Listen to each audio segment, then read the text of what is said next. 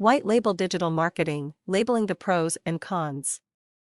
Have you given a thought to white labeling any of your expert services to other third-party agencies? Just to clear the smoke for any of you who are unsure of the concept, essentially, the company that is white labeling their services/products creates the product or handles the service and sells it to a third-party company to brand and sell as their own.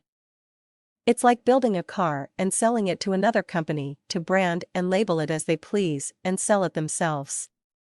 The name comes from creating a product with no branding, sticking an empty label on it, and delivering it to another company to fill in whatever they want on it.so. Why would any company want to let another competing company sell something that they could have originally sold themselves, under their own branding? One of the primary reasons is this: not everyone who is good at creating a revolutionary or exclusive product or service is good at selling and marketing it. Take something like mobile application development, for example. There may be a guy who can make some unbelievably fluid and useful apps, but he may not have the abilities or the network to sell it. Finding someone who can create a product and market it is rare at best. Branding takes money, time, and dedication to develop.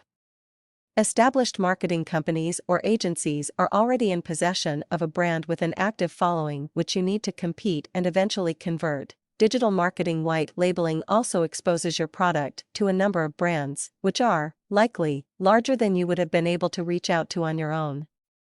These brands have a relationship with regular clients that passes on to you. It cannot be emphasized enough that things like trust take time to develop, time which these agencies have already invested. It's important to pick an agency that's active on social media marketing and has an effective local online marketing campaign. So where's the catch? Picture this: you've developed a flawless product. The only people who love it more than the company you're white labeling to are the final recipients. You're financially compensated handsomely. Then, you remember, on the outside, this work is not yours and nobody can know that it is.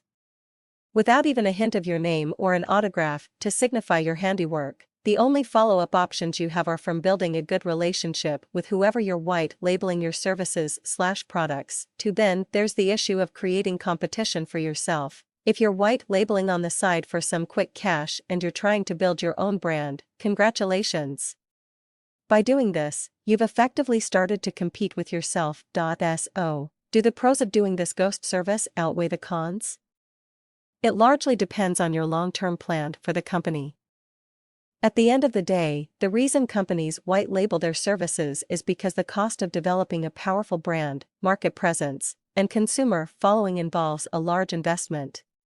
In the long term, the amount of revenue sacrificed as a result of white labeling may exceed the cost of building a brand for yourself. The more irreplaceable your service or product is, the more sense it makes to white label it. If someone can replace you, then nothing is stopping the companies purchasing your service or product from doing it, and then you're back to square one. In the end, the effectiveness of white labeling can be profound, but it depends on the long-term goals of you and your company.